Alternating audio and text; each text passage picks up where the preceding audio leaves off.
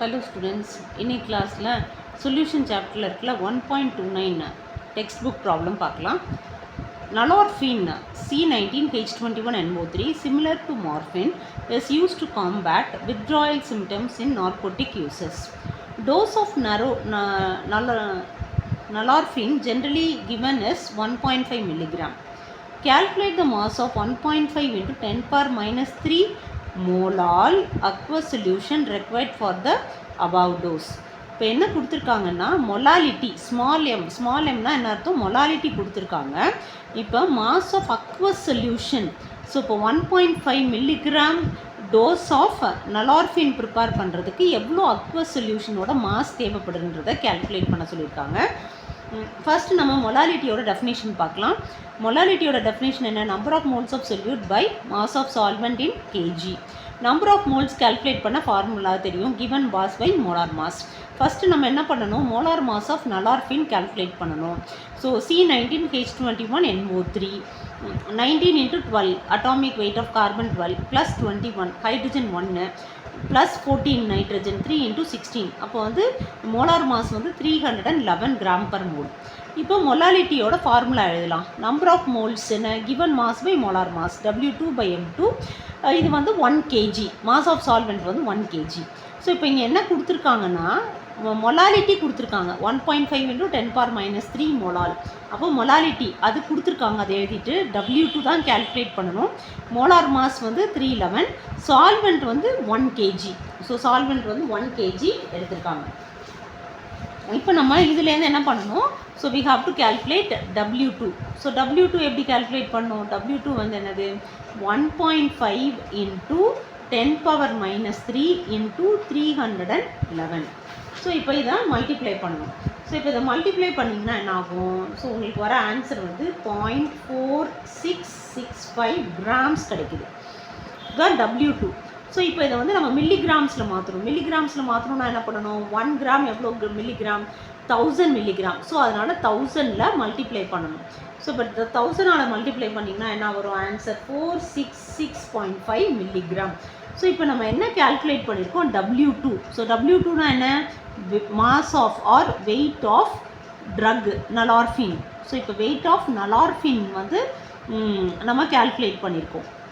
இப்போ அவங்க என்ன கேட்குறாங்கன்னா mass of aqueous solution required to prepare a dose of 1.5 மில்லிகிராம்னு கேட்டிருக்காங்க. ஸோ இப்போ அவங்க வந்து மாஸ் ஆஃப் அக்வஸ் சொல்யூஷன் கேட்டிருக்காங்க, நம்ம சொல்யூட் தான் கண்டுபிடிச்சிருக்கோம். அப்போ என்ன பண்ணணும், நம்ம வந்து இப்போ மாஸ் ஆஃப் சொல்யூஷன் கண்டுபிடிக்கணும். So mass of aqueous solution, so mass of aqueous solution calculate பண்ணணும். ஸோ அப்போ என்னது, mass of solute plus mass of solvent. இதுதான் வந்து சொல்யூஷனோட formula, mass of solute plus mass of solvent. இப்போ தான் நம்ம வந்து சொல்யூட் கண்டுபிடிச்சி வச்சுருக்கோம்.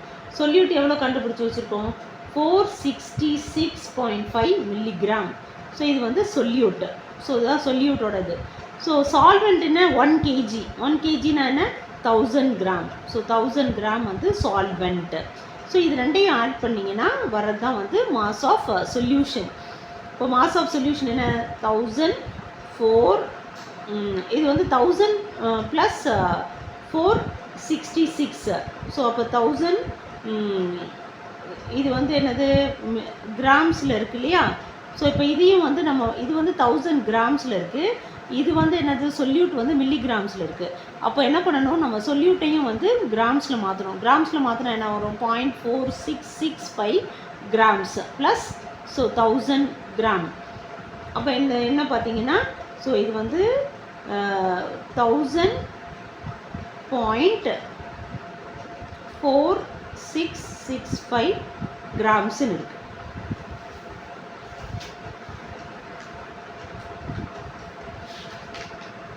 ஸோ இது வந்து என்னது, இப்போ இதுதான் வந்து mass of aqueous solution. So இது வந்து மாஸ் ஆஃப் அக்வஸ் சொல்யூஷன்.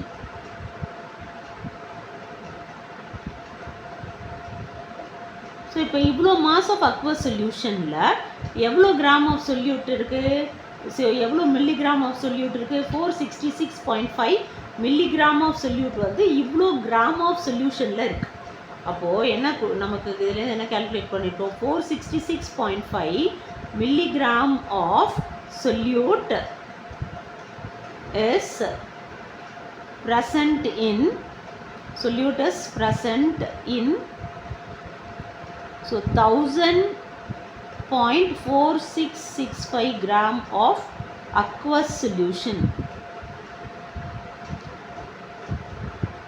இப்போ என்ன கேட்டிருக்காங்க, 15 milligram ஆஃப் சொல்யூட் எவ்வளோ அக்வா சொல்யூஷனில் இருக்குன்னு கேட்டிருக்காங்க. ஸோ அங்கே டோஸ் வந்து என்ன கொடுத்துருக்காங்க, 15 இல்லை 1.5 milligram. ஸோ டோஸ் வந்து கிவன் டோஸ் வந்து 1.5 milligram. ஸோ அப்போது 1.5 milligram of solute is present இன்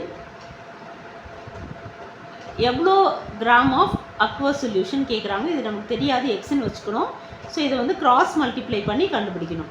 அப்போது X into 466.5 is equal to 1.5 into so 1000.4665.